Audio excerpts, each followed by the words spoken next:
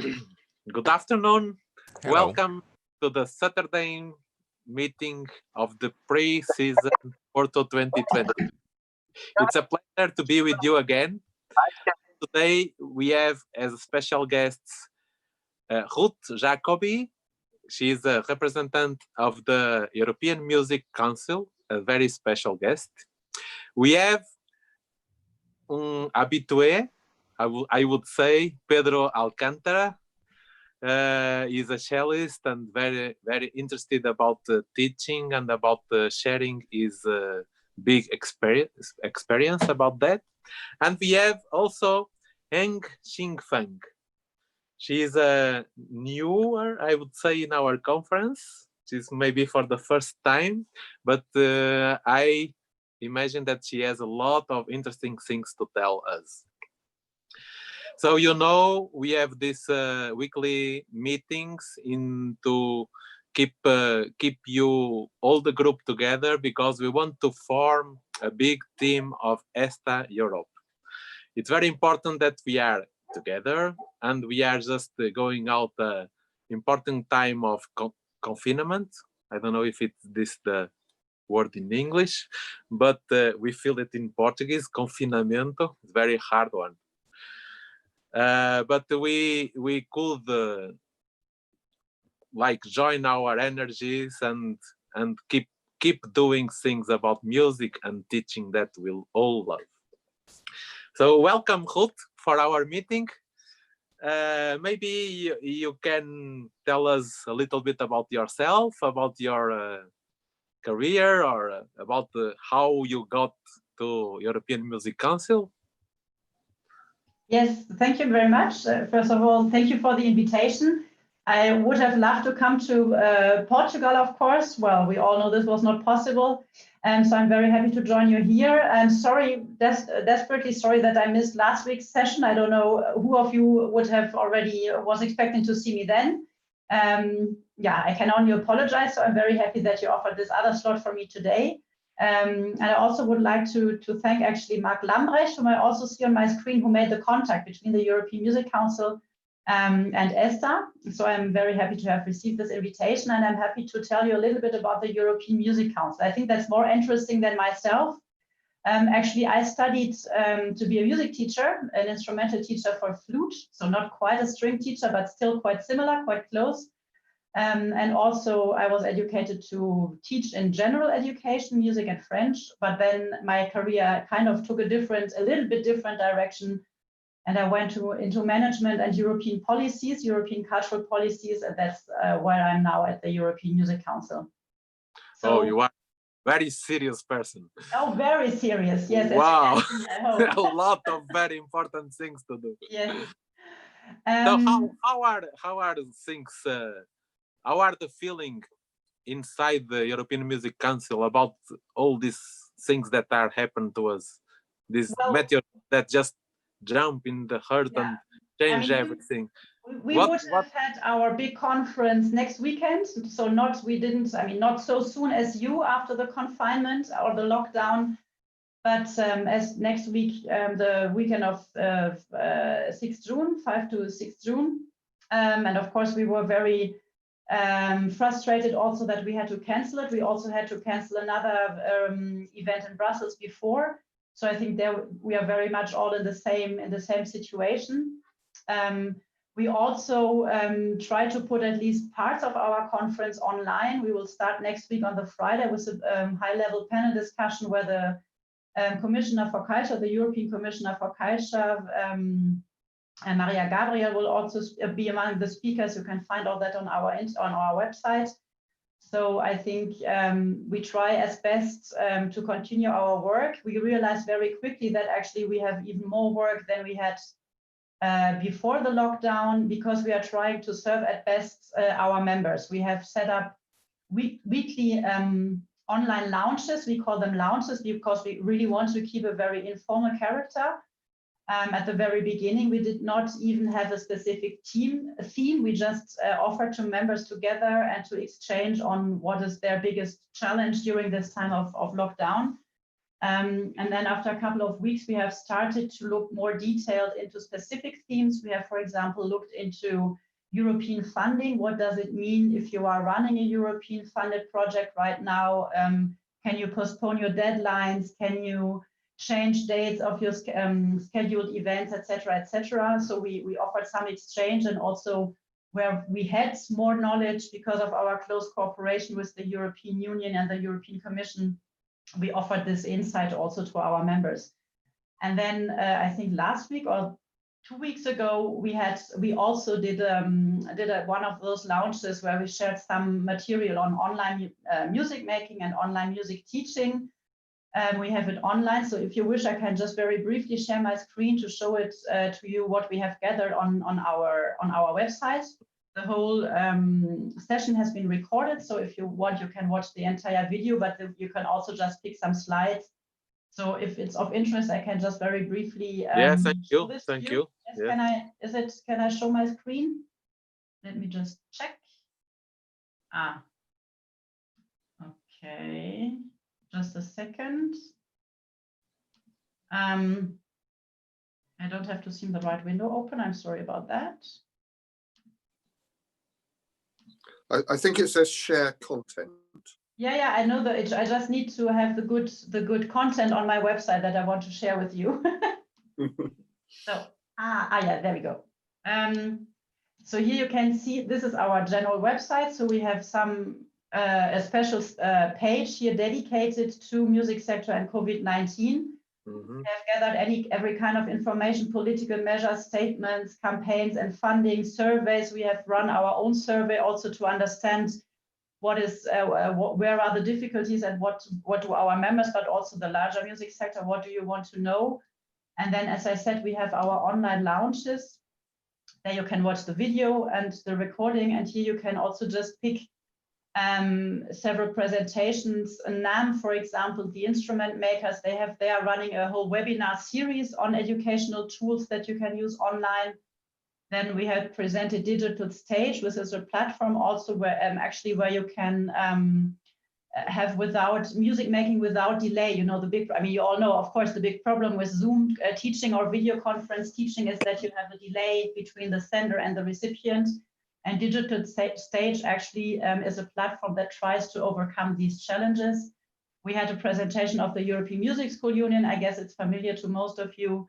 And some more information from the art schools in general, with a more general overview of what online teaching does to all of us about well-being and of the need for preparation, that you cannot just very simply put any content online that you would have had in a physical event before. So also therefore, I would like to congratulate, because I have seen some conference where you just had the full conference program of 2 days online, which I think just does not work so well as having it cut into pieces and offer it bit by bit as you do. So I think that's a good thing to do. Actually, we have decided to do the same. I can just very briefly take you to the European Forum on Music that would have taken place next weekend.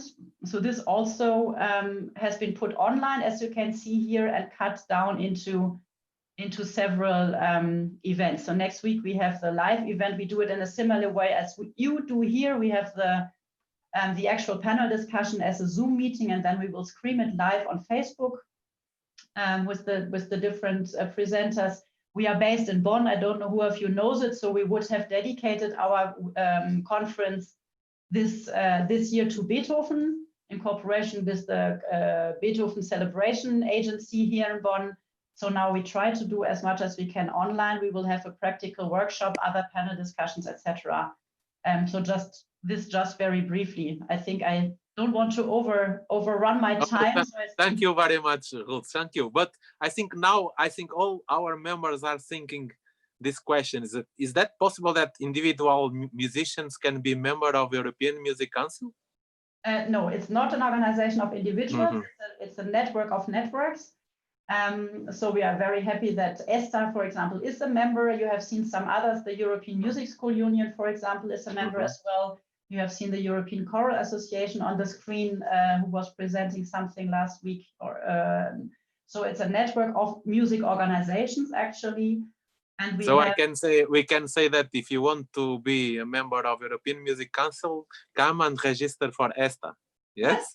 yes, then you are Okay, an that's indirect good. member, and we offer the same kind of services to the indirect members. So you should have access. I mean, ESTA then should forward, for example, all our communication, and you could benefit, for example, for the same members rates for our conferences. We have the difference between the rate for members and the rate of the participation fee for non-members.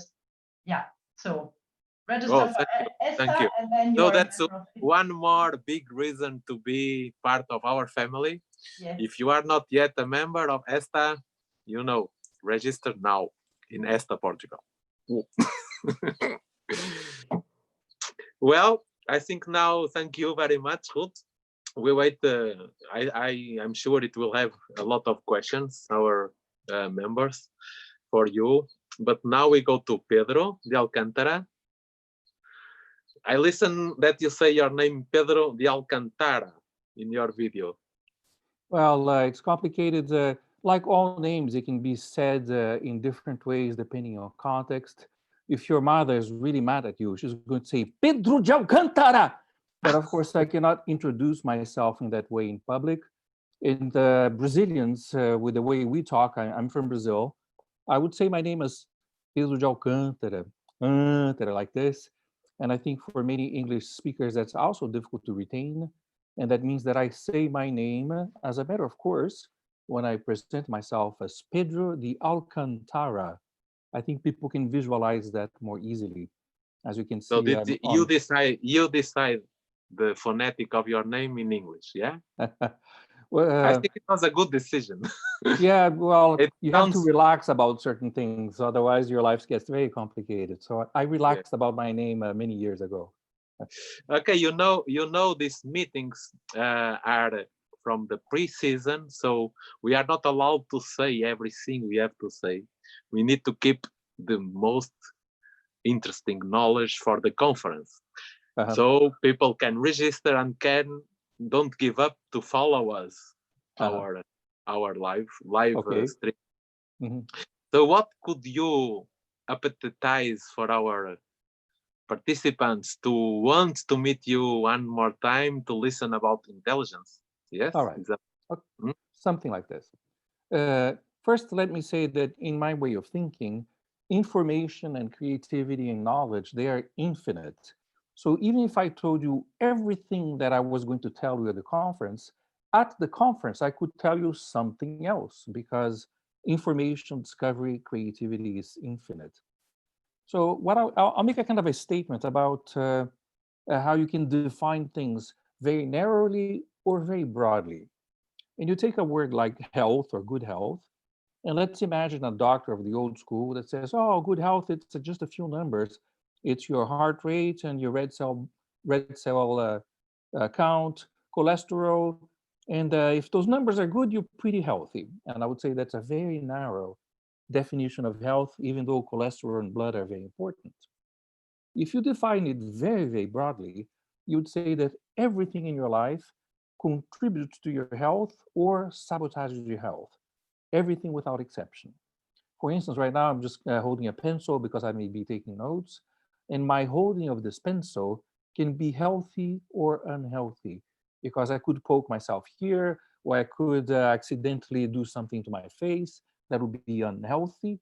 But if I'm attentive to the pencil and to how I'm holding it, simply to hold a pencil as I am doing right now makes me healthier. It helps me to be present, to address you. It's a prop in my talking to you.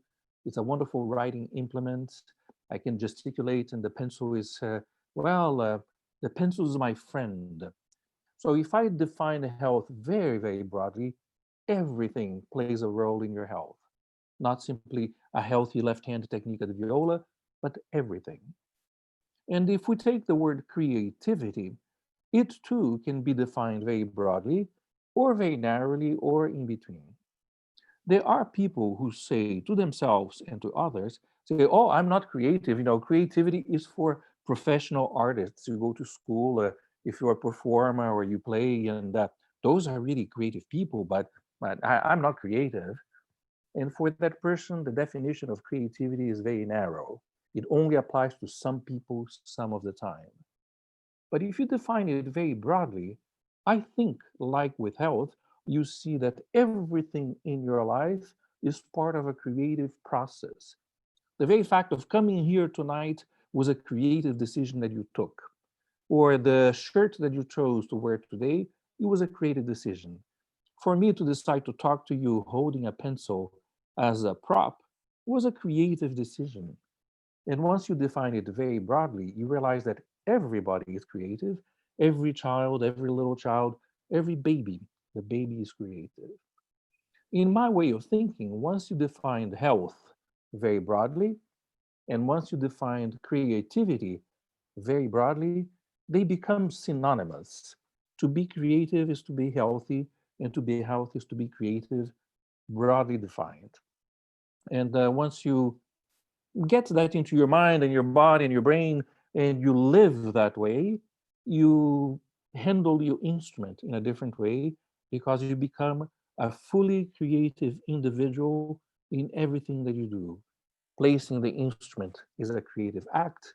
Deciding which string you're going to play first, it's a creative act. Deciding how you're going to interpret that minuet is a creative act. Deciding how you're going to walk on the stage is a creative act. And I would say then that my invitation to you now and forever is to broaden your definitions and to make creativity and health synonymous.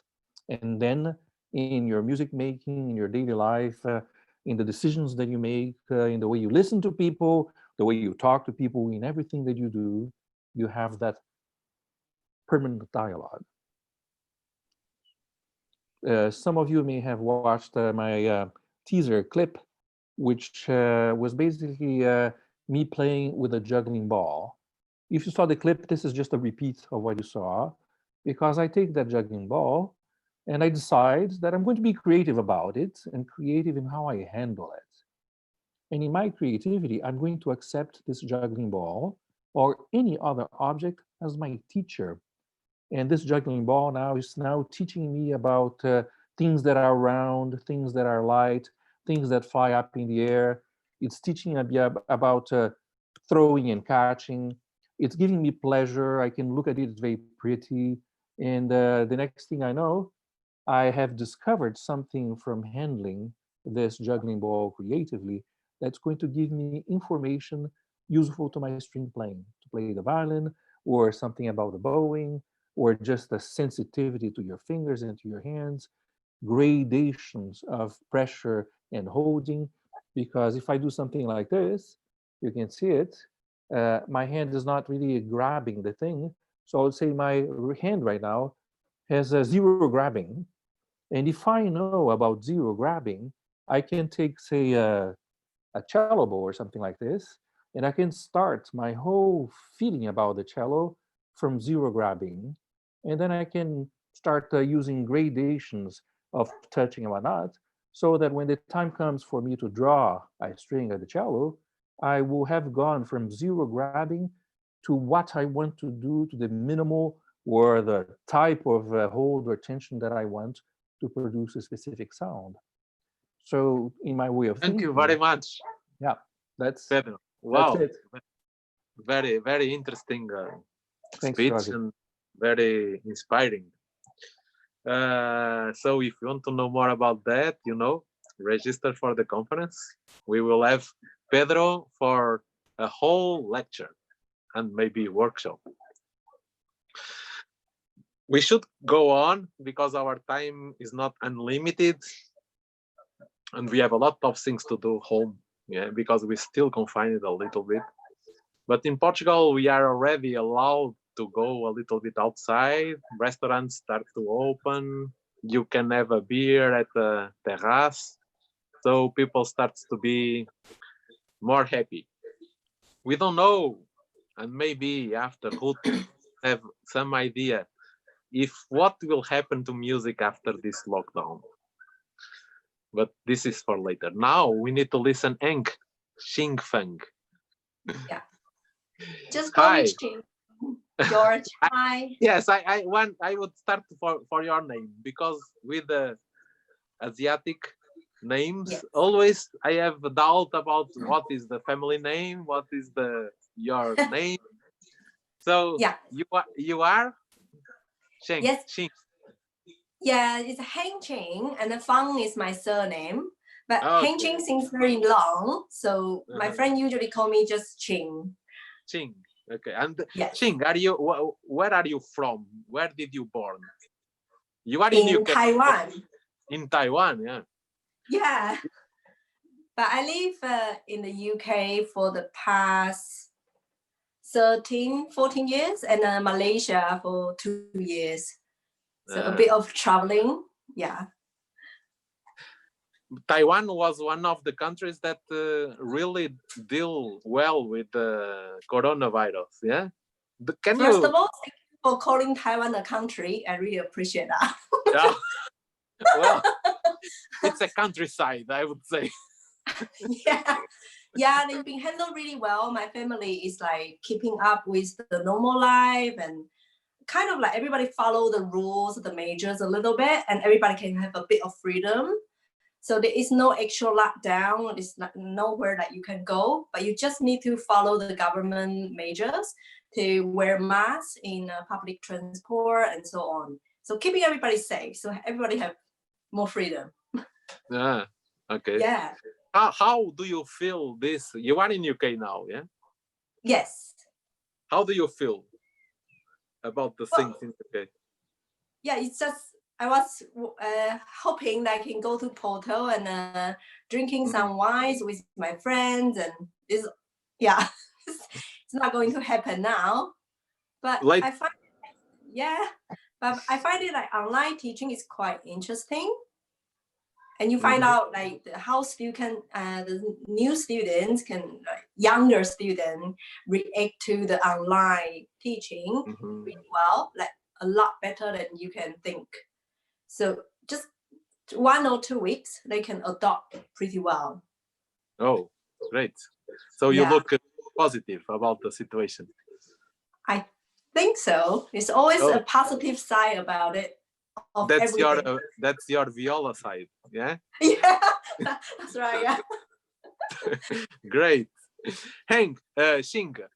Yes. Hank, do you want to tell a little bit what people can expect to listen from you in your future lecture in the conference? Yeah, so the conference idea is about the violinist, and he's also doing viola, so violinist or violist, Joseph Joachim. So he's very close friend with Brahms, Schumann, and those like musical circles. So when we are playing like Brahms music or late romantic German music, we always can think Joachim is a very helpful and interesting reference in terms of style and the performing technique. So my lecture is talking about the vibrato, the way he used vibrato, the way he used portamento, which is like the sliding sound. So it's not just a technique. So the way you use it create a different artistic touch to it. The third thing I'm talking about is the tempo adjustments. So a bit of flexibility in terms of the rhythm and the tempo. And how do those tempo adjustments respond to the changing of the notations? For example, crescendo, decrescendo. When we see those signs, how are we going to react to it and create a bit of changes to our playing? Yeah.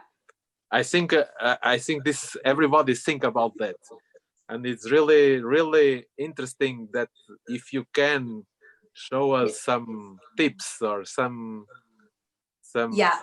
easy ways to read in another way the music from 19th century. I think is this, yeah. Yeah, okay. So George, you say not saying too much. If I start to saying too much, no. stop me. I say I just make a resume about what you were saying and Yes. trying to people come Good. to listen you, because I think everybody play this music and want to play it with more knowledge. Okay. Yes. So sometimes knowledge help the Yes. feeling, the expressiveness. Yeah, so those three elements exist all the time. It's like when you cook, but how do you get the balance right? Mhm. Every style and which every century have a different taste. So you can call it this way. So we say in 19th century, Joachim's way is he tried to keep the tone pretty pure for most of his playing, but he used vibrato, but in those important places. So he Don't say too much. Don't say too much. Keep it secret. Don't cross the line. Thank you very much. Yeah. You know, I was just looking in the corner of my eye, and I saw that today we have a special person here. Is Laura Marie. Hello, Laura. Hi. Hi, Laura Marie. I don't know if everybody knows, but she's the new secretary of the Central Board of ESTA International. She follow Isabel, that every of us know from the past conference, but Laura is a new one. So do you want to just to say hello? We want to listen your voice because we just see your letters on the emails. What shall I say? Shall I just introduce me, or? Yeah, yes, if you want. I mean, I'm Laura. I'm 23. I'm from Germany. I'm a violinist. I'm playing violin for 20 years. I formed my own orchestra because I was too old for all the youth orchestras. So now I'm managing a youth orchestra and also playing there, because otherwise I don't have like other places to play, because I'm studying international music management. So I don't really have time for playing the violin anymore. Yeah. Great. It's really nice to meet you and to listen you. I hope we see you soon. Yeah, hopefully. Because that means everything goes well and we can meet all together and ESTA will be together again. And I think you will enjoy our conferences, and I hope you will enjoy and help us with your incredible experience, like you're already said, because so young and so big things you did already. Thank you. Great. So now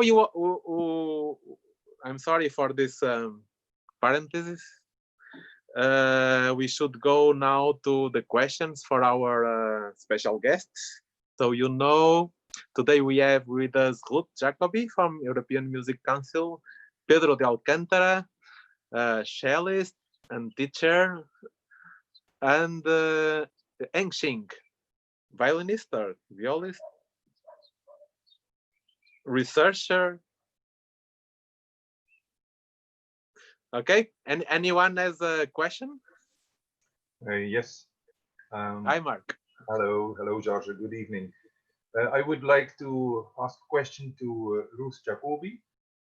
The question is if there is some possibility to connect to ESTA with the European Music Council. I mean, we are an organization of string teachers. Has there been in the past, in the history of the European Music Council, let's say lectures or something more close to string teaching? Because that's often what the members of ESTA ask. Where is the connection with the string teaching? So I wonder if there is some possibility, perhaps also in the future, to have a better connection between the EMC and ESTA in that way.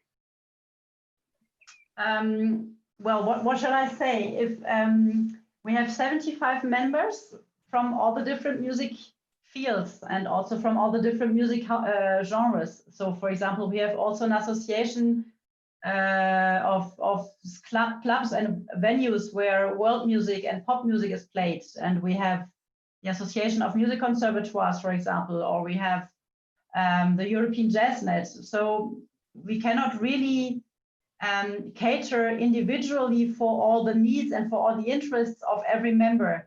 That's why you have ESTA. That's why you have your own conference and your own network. So what I can say, I mean, of course, we are looking for any kind of link that is possible, and we are offering content that we hope is relevant for all of you. But sometimes it's maybe more relevant in an indirect way or in a second step. You know, if we lobby for a good funding program for in the next round of the Creative Europe program, for example, which we are currently doing, then this is not directly linked, of course, to string teaching, but it is linked to improve the general situation of the music sector. So I can only encourage you to look out of what kind of content is there relevant for you in the European Music Council. It might not be that every single statement or every single newsletter that we release is full of relevant information for you, but there is always something. For example, we try to digest, so to say, what is released from the European Union, because very often all these policy papers are very difficult to understand. So we invest time to understand them, to write a digest, and then to offer it to you. And I think, I mean, what we have done, what I've shared on my screen at the beginning, maybe you know already about all of this, about the online tools for instrumental teaching, etc. But maybe there's still something new also in for you. So I think even during this period of lockdown, where we were all looking into ways how we can put our content online, we were even more close to offering also something very concrete for your clientele, if I may say so, for your customers. Yeah, I hope this answers your question, Mark. Thanks for asking. Yes, thank you very much, Ruth, because I think it's an important connection actually between ESTA and the EMC, because it's the broader field, it's the philosophy, also in a way the European political ideas which are behind it. So ESTA is part of a bigger movement, a bigger organization, and I think this connection is important. It's the European String Teachers Association. So the European aspect is very well explained through your organization. Thank you very much for that. If I may just add one thing, you are all, of course, really welcome to join us on the Facebook Live event next week. We will, the theme of next week's event will be environmental protection and climate action. What can musicians do? Everyone, every professional and amateur in the music sector. How can we contribute all together to have a sustainable environment, which we think is a highly relevant theme right now. And we have really high-level politicians talking about that. So join us on the Facebook link, register for the newsletter. It's free for everybody, not only for members. You can register on it through our website. And like that, you can. And we also offer we will also offer a workshop, not a panel discussion, but an interactive and really hands-on workshop with concrete proposals how to make your professional life greener, so to say. So come along and find out what is in there for you. Yeah, sure. It's a very important item. So thank you for this tip you gave us. Okay, thank you. Thank you, Mark. Thank you, Ruth. One more question? I have a question for Pedro. Yes, who is? Hazel. Yeah, Pedro. Hazel. I wanted to ask you, I found it very inspiring and interesting what you said just now and your video. And as so many of us have small students, young students, and we're teaching online, can you think of something creative that we can share, something we can share with our students to help with their creativity? Because it's one of the hardest things to get across on online medium. You say very young students, so let's imagine 5-year-old or something like this, just to have as an example. Earlier I was talking how I was holding a pencil both for the pleasure of holding a pencil and as a prop to communicate with you. So what I would do is to get a young student, our student who is 5 years old, to get hold of a pencil, to play with it, to learn to drop the pencil without fear of it going to the floor or breaking, to poke front and back, to do something like this, and to imagine that the pencil is the bow. So the pencil is safer than the bow because you can really drop it without any consequences or something like this. And this could bring to the child, the student, a creative possibility, which is I will play with a pencil and then I will play with the bow. And that changes the point of view from the young child from I have to do certain things and I must not drop the bow, plus I have to produce a beautiful sound. The child is in a state of a contraction. But if the child is just playing with a pencil, it's going to be in a state of expansion. So my suggestion is for every student of all ages to play with objects. And for a child, a pencil, rubber bands, very good. Yeah, I would say play with objects. That would be my suggestion for young students. Thank you. You're welcome. Thank you, Hazel. Thank you, Pedro. More. Let's try creative curiosity to make questions.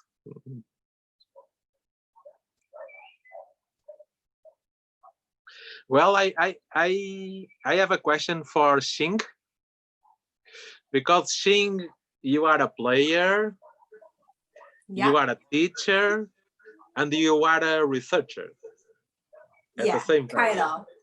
Yeah. You know, the theme of our conference is bridges between research and practice. And practice. Yes. You know bridges because Porto has its famous bridges. Yes. The older ones made by Eiffel, the same engineer that made the Eiffel Tower in Paris. Yes. But these bridges also we feel in Portugal, because we have more and more researcher programs, and we feel there are a gap between researchers that write very long texts, hard to read because very technical, and the practice that are normally people that likes more to read immediately texts and that can help them in not so much time. Yes. How do you feel your lecture will help us to build at least a little bit of a bridge? Okay, I think of something I want to share with everyone. When I was a student, I went to a Schleswig-Holstein.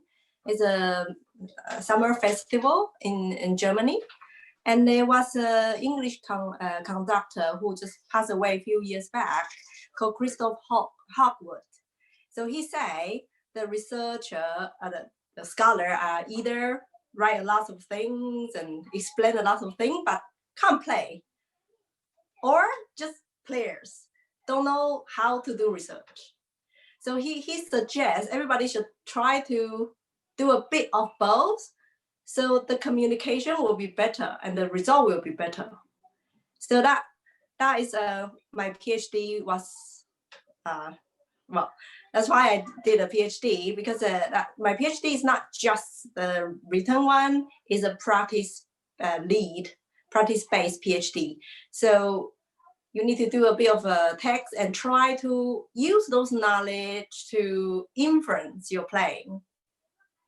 So when I start to look at those texts and try to look at for example, Joachim's music, I will read the symbol and those signs differently.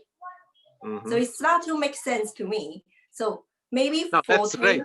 Yeah, that's great. That's great thing. I absolutely agree with you. If you want to make the best bridge is to do both activities. Yes. Great. So everybody, if you are a researcher, go to play. If you are a player, go to research. Great. But now I would make another question. Yes. How do you think your research will help other players that don't make research?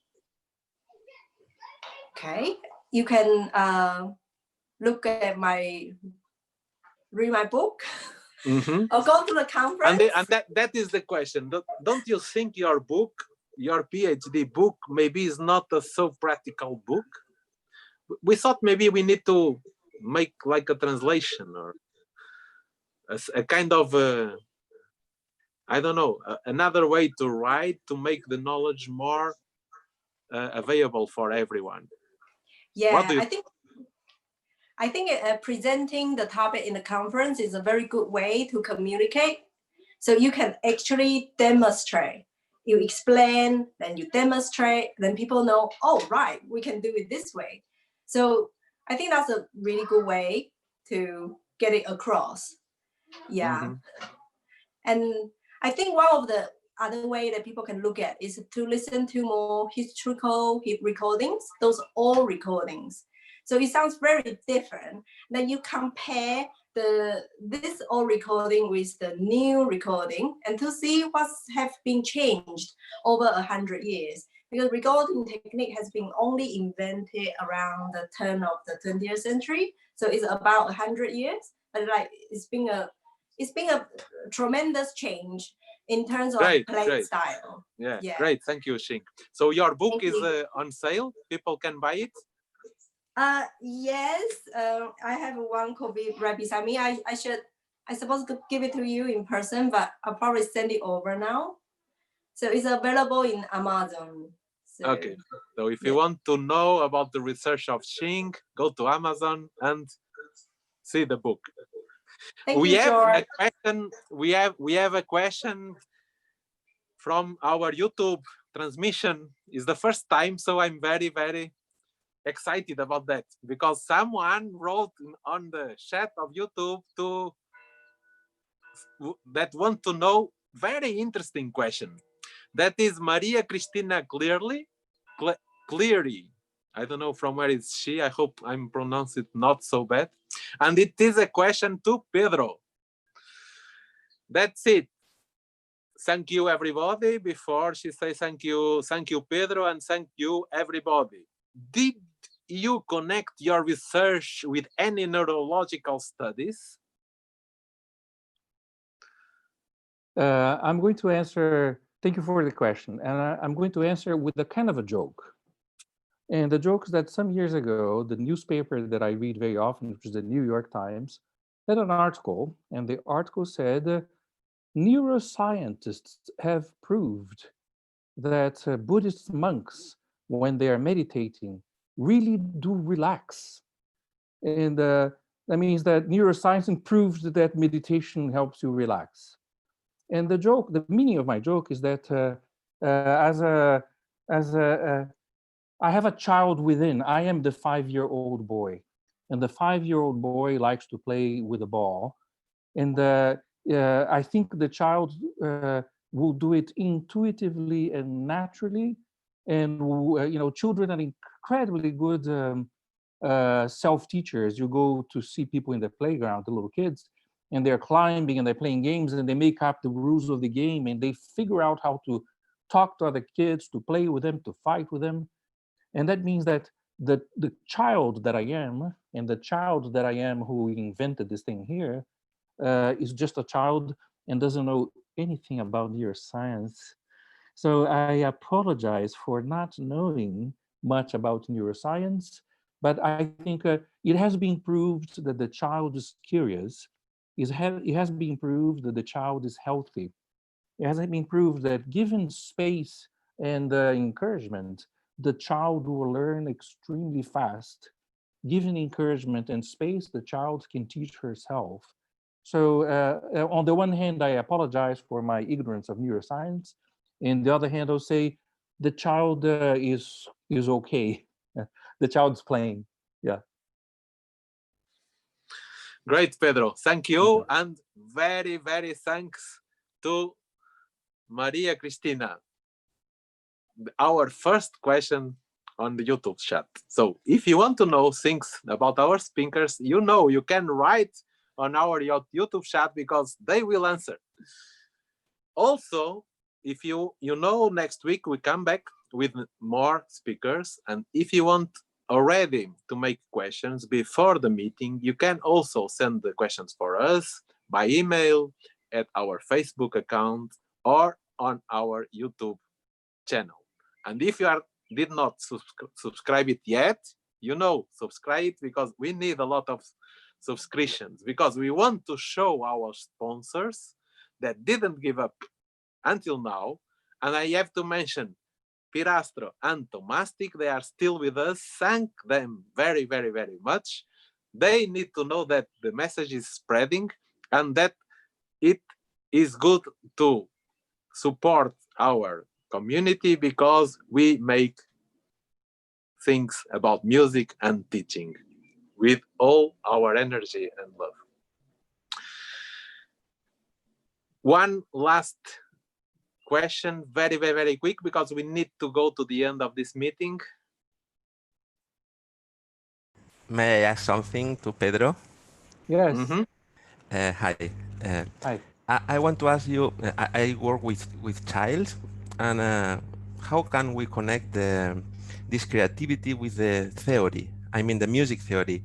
Now there's a fashion, I mean, thing to work with child using improvisation, improvising with music. What do you think about this methodology? Do you think that you mean you are talking creativity with objects, with the movement, with the, but what about this link with music theory and creativity and improvisation? What do you think about? Imagine a double spiral staircase. There's a staircase here going up like this, and there's a staircase here going up like this. So you have two starting points, and they're going up, and they meet, and they meet. And this staircase is called improvisation, and this staircase is called structure. I think ideally you do both in alternation and at the same time, and one helps the other. I think improvisation in itself as an energy is absolutely fundamental, not only to children, but to all human beings and all musicians. And structure is absolutely fundamental. So what I would do with children is to get them to, for instance, you can do a very simple exercise that I think is very, very structuring. You tell the children that they're going to talk, and from time to time, they're going to snap the fingers of their right hands, or they're going to clap, and the talking and the clapping have to coincide absolutely in a moment of time like this. And by doing that, they clarify the connection between their intention to say something, the word that's coming out, and the gesture. I would say this is linguistic training. You're learning how to talk clearly, and you're learning how to put your brain, your mouth, and your playing absolutely together at the same time. For me, this is linguistic work. I don't know if I really answered your question, but that's the suggestion that I would give you. Thank you, Pedro. We have another comment from Maria Cristina in our chat. She said, Pedro, you are completely right. That's great. Yay! Sometimes That's good. this is a good way to confirm our intuition. Great. I have a last flash question, very, very last, to Ruth Jacobi. And, well, it's a two-part question. The one you should say yes or not. And the second one you can answer with only two phrases. It's a difficult one. With your experience in the European Music Council, with all the meetings you already did, do you have a feeling about the relation between the live music and the music online, or the music in the media, online media? Yes or not? If I didn't get it, if it is the same feelings, or what is the question? If it will change this lockdown, if this lockdown will change this proportion about live concerts and online presentations. It will change, yes. And two phrases, what you're feeling, which way, and how can we better adapt? I think I'm convinced it will change. I hope it will change for the good, in the sense that more people will be more open to online content, but also will understand that you have to adapt the content that you offer. It's not the same. The live experience will never be the same and will never be, can never be replaced by any online experience. That's my take on it. And I hope that we will not get to a society where we think, oh, we don't need live anymore. That's my big fear, and I hope this will not happen. Thank you, Ruth. Thank you very much. I hope all gods listen this. And we don't want to leave the stages. We want to play. Yes. Thank you very, very, very much. I just end the meeting to saying our Fado for Strings project is a online project that we give you the opportunity to play together with the guitar of Artur Caldeira, that was already with us for 2 meetings, the 2 last meetings, and I forgot the name, Pacheco. Sorry, Emilia can... Marina. Marina Pacheco, I'm sorry. Sometimes happen with names when I'm in the end of the meeting, they go away. Too much creative. They are too much creative. So, if you want to know more about Fado, and you know from the research and science that to know, the best way to know is to make it. If you want to play your part together with the guitar of Artur and Marina Pacheco singing, go to our ESTA conference website, download the score, download your part, and make a video and send us. We have already a few. We want to make a very, very big project that all of us, the ESTA family, will be proud to be so many people together for the same goal. Thank you very, very, very much. This week we will have a new thing for the people that join us on the Zoom meeting. You know, all the participants of the conference can join us in the Zoom meeting. And we will stop now the live transmission on YouTube. And if you want to stay for a coffee break, informal coffee break, we stay online a little bit more. But you know, we will not be live because our YouTube transmission will finish now